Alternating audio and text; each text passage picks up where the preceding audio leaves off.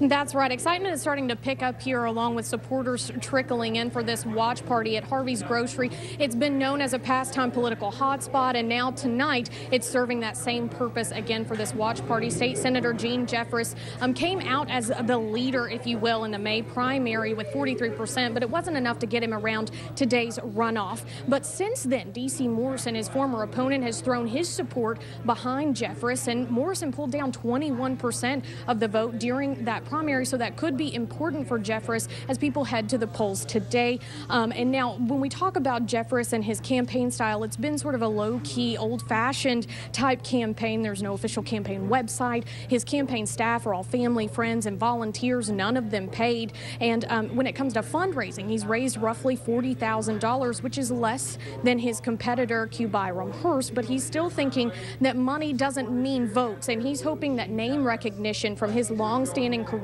in the state legislature can actually pull him through. We'll keep an eye on the numbers to see if that's the case. But I believe Jonathan Athens joins us live now from Hot Springs from Hearst's watch party. Jonathan?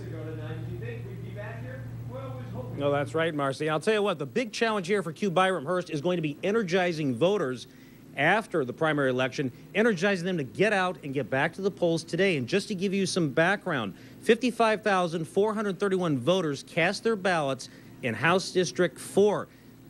Mr. Jeffress took it with 43%. Mr. Hearst got 35 to 36%. And so joining us now is Hearst campaign manager Nicole Doris. Nicole, tell us, how about your efforts in trying to energize these voters to come out again for this runoff? Yeah, energizing them is super important, and that's why we've activated our volunteer base from day one to get the vote back out. We've had people calling and phone banking every day to remind our supporters that they've got to return to the polls and get back out there and cast their vote again for Q. Byram Hearst. Okay, and we're going to keep a close watch on this, and we'll give you the latest. Reporting live in Hot Springs, Jonathan Athens, KARK 4 News. Jonathan, thank you very much. And the second statewide race is, of course, for the 1st district, and the very big district. The state's 1st district begins in central Arkansas, stretches around Jonesboro in the northeast part of the state, see right there, and then widens out, covering about the northern half, or the eastern half of the northern part of the state. Prosecutor Scott Ellington is there. He's facing off against State Representative Clark Hall during today's runoff election, and Brittany Johnson now joining us with more on this race. Hey, Brittany. Hey there. While both of these candidates are vying for the same seat, Democratic candidate Scott Ellington and Representative Clark Hall still have something in common. They agree that jobs and economic growth are really needed in eastern Arkansas. They discussed these issues during a debate here on KARK just a few days ago. Clark Hall says that his priorities also include senior citizens issues. He says he wants to help protect their benefits in Washington. Also high on his list, educational opportunities. As a representative, Hall says he's fought hard to improve the quality of education in the state. Now, if Clark Hall wins, he says he hopes to do the same in Washington. He's in Jonesboro right now. He asked to keep his watch party private for family and friends. So we will continue bringing you the latest from here.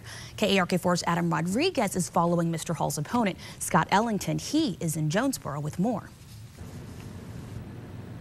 Yeah, and Brittany, right now we're at Scott Ellington's campaign headquarters in Jonesboro. He's not here right now. He's out campaigning, but his campaign tells me that he will be here a little bit later tonight. We need to Now, we were here, remember, just 3 weeks ago when Ellington all but won that vote, securing 49.5% of voters, but was just shy of the 50% plus one that he needed to win the nomination outright. So here we are again. Now, Ellington has painted himself as a Washington outsider and a man who will make a difference and fight for Arkansans. Now, he's the man that brokered the plea deal, remember, the West Memphis 3, getting a guilty plea from Damian Eccles, Jason Baldwin, and Jesse Miss Kelly in exchange for their freedom last year. And today he's been in Osceola, Blytheville, and Paragould. And again, we're told we'll be here about a little later tonight, about 8 o'clock in the evening. Of course, we'll show you what happens then and watch with him as those returns come in. Have the latest for you tonight at 10. Reporting live from Jonesboro, Adam Rodriguez, KARK 4 News. Much. And tonight you can get results on our ticker, which will scroll at the bottom of your screen. Plus, you can always find your complete coverage on your local election headquarters tab at arkansasmatters.com.